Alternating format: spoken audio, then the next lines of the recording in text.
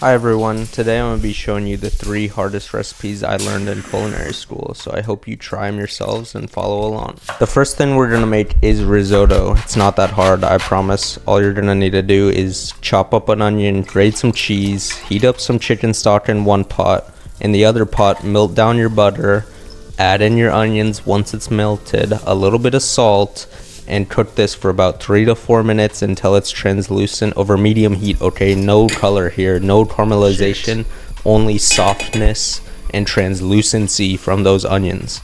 Once it's there, add your white wine and reduce this down to au sec. That means almost gone, until it's all absorbed by the onion. Once you are there, you can add in your arborio rice and toast that for a minute. You also want no color here, only toast it for a minute, no color on the rice. This is just for texture. Once that's toasted, add in your chicken stock until it's covered. You want a lot on the first addition, and then cook this over medium-high heat too, and just keep stirring and stirring until all that stock is absorbed, okay? And then you could start adding more stock once it has been absorbed. And this is literally the whole process. Just keep adding chicken stock until it's all absorbed, over and over, until the rice is a nice texture in your mouth, okay? This is kind of what mine looks like when I'm about ready to add my Parmesan cheese. Just keep tasting it, make sure there's enough salt, make sure it's tender, al dente to your liking. Add in your Parmesan cheese, a little bit of butter, never hurt anyone, okay? And keep stirring it up until, you have risotto. And that's about it. It kind of looks like mush right now, but once it gets on the plate, like so, it's gonna look a lot better. You need to freaking tap your plate so it spreads out like this. I garnished with some Parmesan cheese, olive oil, and black pepper. This is my cat, guys. Okay, moving on to the next recipe. Start off by mincing some garlic. Just want to smash it like so, and then run your knife through it, and do that like maybe 3 or 4 times. It's really fast. Once you're done with that, get your parsley, get it all tight and nice. You don't want to slice this too many times, otherwise you're gonna bruise it. You don't want it wet either, so make sure you dry it. And mine was a little wet, whatever. Add some breadcrumbs to a bowl, a little bit of olive oil. I also put thyme in this mixture, I forgot to record it. Get that mixed up really nice. Now we can move on to our meat. So this was like $45 at Trader Joe's, so I'm gonna treat it nice, get it really dry before seasoning and searing it. You don't want any moisture before searing meat. And then I scored this fat. I thought about cutting it off, then I'm like, nah, let me just score it. Season from high up always, so everything gets seasoned evenly, like so. Then move on over to your pan. You want this really hot, probably like the highest your pan can go, for about a minute before you start searing it. I press it down a little bit so it gets a nicer even color. Then you just want to sear all sides until they all have some color. You're not cooking this through. This is just for color, purely for color, okay? Then once you're satisfied, take it off. Get your Dijon mustard, start spreading that out with your hand a little bit. It's not that hot, don't worry, okay? Once that's all spread out, you could bring out your breadcrumb mixture, and you want to pack this in really nice, okay? Remember, we're treating this nice. Pack it in.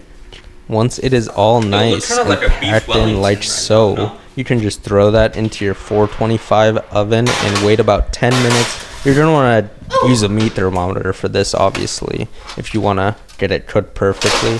I pulled it at about 120 Fahrenheit. And then I rested it for 10 minutes, and there you go. Just seasoned with some salt at the end here. Alright guys, I'm gonna try this in front of y'all. Cooked perfectly.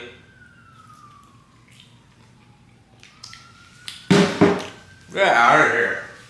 Moving on, this is everything you're gonna need for the next recipe, excluding the peas. Okay, start by melting down that ghee that was shown, setting your oven to 350 degrees, and then start peeling all these potatoes. These are my highlights from that. And then grab your mandolin death trap and start cutting them into 1/8 of an inch thick.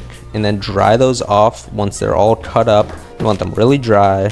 Get your pan with a little bit of ghee, salt and pepper, and start layering your potatoes from the middle and out, okay, in a circular motion. You don't need to do it like this. This is just how I do it. And then Once you're done with that, season with salt and pepper and each layer, okay? Each layer needs flavor. And then keep layering until you get about 4 to 5 layers. It doesn't really matter how many layers, just until you feel like it's gonna be texturally satisfying. Cover it with foil, put it in the oven for 30 minutes. Take off the foil, put it back in the oven to get more color. Then before flipping, you need to drain out the fat, otherwise you will burn yourself. I have burned myself. Doesn't feel good. Okay, this is how you flip. Put the plate on top and then flip.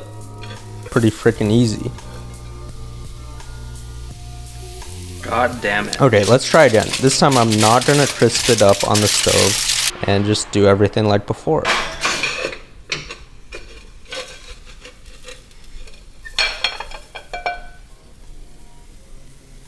And yeah, so I needed to get a sheet pan because I used a completely different pan, and this pan is giant. Was it worth? How many potatoes did I use? 8. And then 7.